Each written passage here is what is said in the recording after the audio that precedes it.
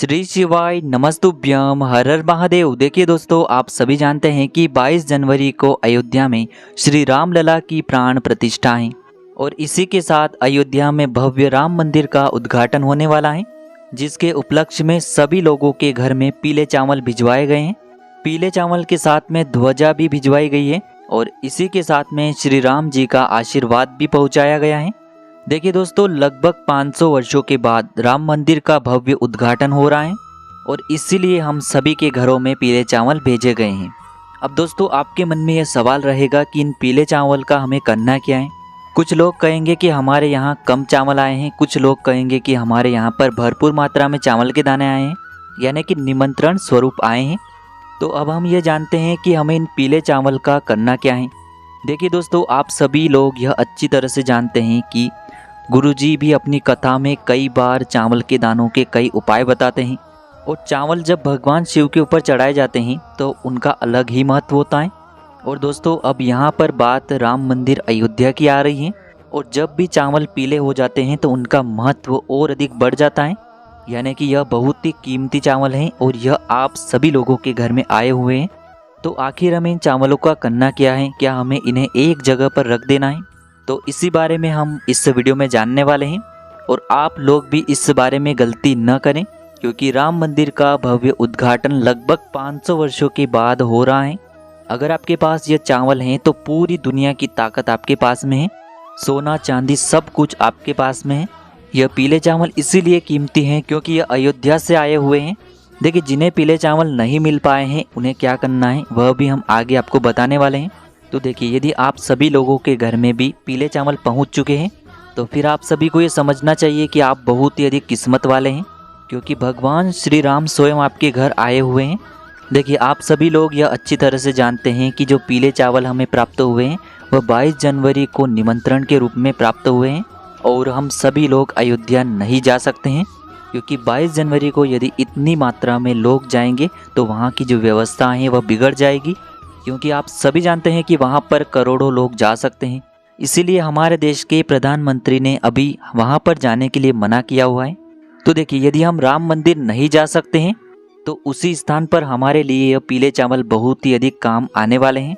देखिए, 22 जनवरी को राम मंदिर में राम विराजित होंगे, यानी कि प्राण प्रतिष्ठा होगी और इसीलिए इस दिन सभी लोग खुशियाँ मनाएंगे और इसी दिन हमें इन पीले चावलों का उपयोग करना है। देखिए, ये चावल के दाने आपके घर में सुख समृद्धि बढ़ाने वाले हैं। पूज्य गुरुजी ने अपनी कथा में कई बार चावल के महत्व को बताया है, यानी कि चावल का दाना जिसे हम अक्षत कहते हैं, जो कभी भी खत्म नहीं होता है, यानी कि जिसका कभी भी क्षय नहीं होता है। इसीलिए राम मंदिर के भव्य स्वागत में यदि सभी व्यक्तियों के घर में केवल एक चावल का दाना भी अयोध्या से पहुँचा है तो आप बहुत ही किस्मत वाले हैं। तो देखिए, यदि आपके घर में भी राम मंदिर के पीले चावल पहुँचे हुए हैं तो इन्हें आपको बहुत ही संभाल करके रखना है। संभाल कर इसीलिए रखना है क्योंकि राम भगवान स्वयं आपके घर में आए हैं। तो देखिए, श्री राम जो हैं वह किसी भी रूप में आपके घर आ सकते हैं, तो वह चावल के रूप में आपके घर आए हुए हैं और ये जो चावल हैं इनमें भगवान श्री राम का आशीर्वाद है। तो देखिए, आपके घर में जो ये चावल के दाने आए हुए हैं इन्हें आपको एक एक चावल का दाना अलग अलग स्थानों पर रख देना है। देखिए, आपको क्या करना है कि यदि आपके घर में तिजोरी है जहाँ भी आप धन रखते हैं और यदि आप चाहते हैं कि वह जगह कभी भी खाली न हो, क्योंकि अक्षय का मतलब ही यही होता है कि जिसका कभी भी क्षय नहीं होता है, जो कभी भी खाली नहीं होता है। और जब भगवान श्री राम मंदिर की ये चावल हो तो इससे अच्छी बात हमारे लिए और क्या हो सकती है। तो देखिए, आपके पास जितने भी चावल के दाने हैं उनमें से आपको कम से कम एक चावल का दाना अपने घर की तिजोरी में रख देना है। तो देखिए, एक चावल का दाना आपने अपने घर की तिजोरी में रख दिया है, दूसरा चावल का दाना आपको अपने घर की रसोई घर में रखना है। देखिए, आपके रसोई घर में माँ अन्नपूर्णा का निवास होता है और इस चावल के दाने को रखने के बाद आपके घर में कभी भी अन्न और धान्य की कमी नहीं होगी। तो इसीलिए आपको दूसरा चावल का दाना अपने घर के रसोई घर में रख देना है। देखिए, ये जो चावल के दाने आप रखेंगे तो इन्हें आपको संभाल करके रखना है, क्योंकि इन चावल के दाने में भगवान श्री राम का स्वरूप है और भगवान श्री राम की कृपा सदैव आपके ऊपर रहने वाली है। इसीलिए इन चावल के दानों को आपको संभाल करके रखना है। तो देखिए दोस्तों, इन दो विशेष जगहों पर आपको ये चावल के दाने रखने हैं। अब आपके पास जितने भी चावल के दाने बचे हुए हैं इन सभी को आपको अपने घर के मंदिर में रख देने हैं। तो देखिए, राम मंदिर की प्राण प्रतिष्ठा से पहले यानी कि 22 जनवरी से पहले आपको इन चावल के दानों को अपने घर के मंदिर में रख देना है।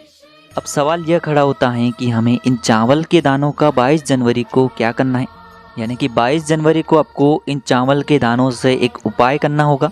तो देखिए, जब भी 22 जनवरी को भगवान श्री रामलला की प्राण प्रतिष्ठा होगी तो इस दिन आपको अपने घर में ही, अपने घर के जो पूजन स्थान होता है वहाँ पर आपको इन चावल के दानों को रख देना है।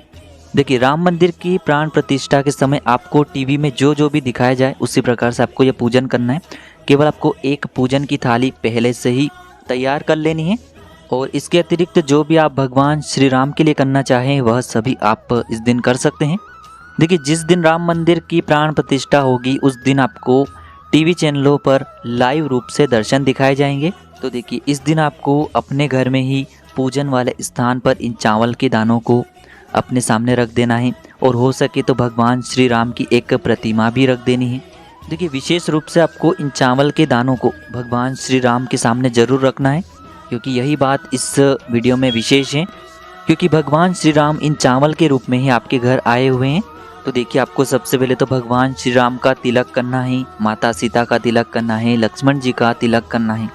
यदि आपके घर में श्री राम की प्रतिमा नहीं है तो आप इन चावल की पूजा भी कर सकते हैं, क्योंकि हमने आपको बताया है कि यह जो चावल है यह भी भगवान श्री राम का ही एक स्वरूप है। अब देखिए दोस्तों, जैसे ही आपका यह पूजन हो जाएगा उसके बाद आपने राम ज्योति का नाम भी सुना होगा, यानी कि इस दिन आपको दीपक भी जलाने होंगे, क्योंकि भगवान श्री राम अयोध्या पहुंच रहे हैं, इसीलिए इस दिन हमें दिवाली मनानी होगी और दिवाली विशेषकर हम दीपक को जला करके ही मनाते हैं। देखिए, एक दीपावली तो आपने अभी कुछ दिनों पहले नवंबर में मनाई है और इस बार की दीपावली आपको एक दीपावली 22 जनवरी को मनानी है और यह दीपावली लगभग 500 वर्षों के बाद मनाई जा रही है। तो देखिए, यह जो दीपावली है हमें इस बार किस प्रकार से मनानी है, जिस प्रकार से आप दीपावली के दिन माता लक्ष्मी की पूजन करते हैं, तो इस दीपावली पर हमें भगवान श्री राम का पूजन करना है। यानी कि आप जिस भी प्रकार से भगवान श्री राम का पूजन कर सकते हैं उस प्रकार से आपको करना है। केवल आपको यह जो पूजन है पूरे मन से करना है, ताकि भगवान श्री राम का आशीर्वाद सदैव आपके ऊपर बना रहे।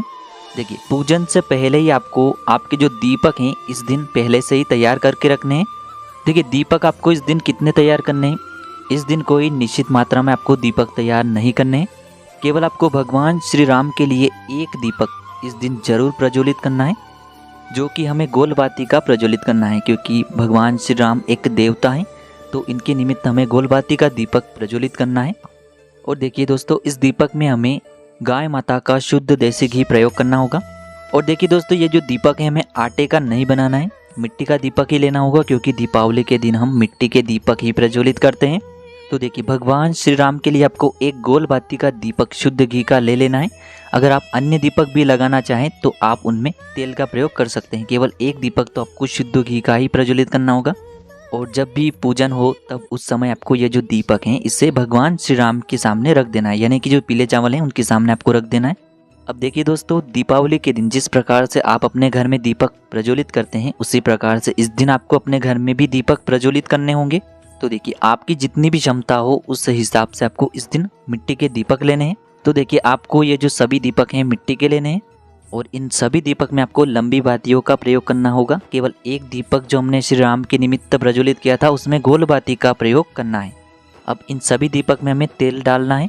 देखिए, हम इस वीडियो में आपको कुछ स्थान बता रहे हैं, आप अपने हिसाब से फिर अन्य दीपक भी प्रज्वलित कर सकते हैं। तो पहला जो दीपक है उसे आपको अपने घर के रसोई घर में प्रज्वलित कर देना है। यह दीपक आपके पितरों को भी प्रसन्न करने के लिए है। और यदि आप पितरों के निमित्त अन्य दीपक भी प्रज्वलित करना चाहते हैं तो उसका मुख आपको दक्षिण मुखी होकर के प्रज्वलित कर देना है, यानी कि उस दीपक की जो बाती है उसका मुख आपको दक्षिण दिशा में रखना है। अब देखिए, दूसरा जो दीपक है आपके घर में जो माता तुलसी जी होती हैं वहाँ पर आपको दूसरा दीपक रख देना है। तीसरा दीपक आपको अपने घर का जो मुख्य द्वार होता है वहाँ पर आपको ये तीसरा दीपक रख देना है। और दोस्तों, चौथा जो दीपक है इससे भी आपको अपने घर का जो मुख्य द्वार होता है वहाँ पर ही रखना है, यानी कि मुख्य द्वार के दोनों तरफ आपको एक एक दीपक रखना है। और दोस्तों, पांचवा जो दीपक है आपको अपने घर में सबसे अच्छी जगह देख करके रख देना है। आप चाहें तो अपने घर की छत पर भी इस दीपक को रख सकते हैं, यानी कि घर के किसी भी कोने में इस दिन अंधेरा नहीं होना चाहिए। तो इस प्रकार से आप दीपक तो कई स्थानों पर लगा सकते हैं, जो कि हम आपको आगे आने वाले वीडियो में बता देंगे कि आपको और किन स्थानों पर दीपक लगाने हैं। तो इस प्रकार से आज के इस वीडियो में हमने आपको पूजन की विधि बताई है, किस प्रकार से आपको चावल का उपयोग करना है। तो देखिए दोस्तों, ऐसा मौका बार बार नहीं मिलता है, क्योंकि 500 वर्षों के बाद ऐसा मौका हमें मिल रहा है। एक तरह से भगवान श्री राम पुनः अयोध्या पधार रहे हैं, उनके आने की खुशी में ही हम दीपावली मना रहे हैं। तो दोस्तों, यदि आपके घर पर चावल नहीं पहुँचे हैं तो आपको चिंता नहीं करनी है, आपको ये दीपक तो अवश्य ही प्रज्वलित कर देने हैं।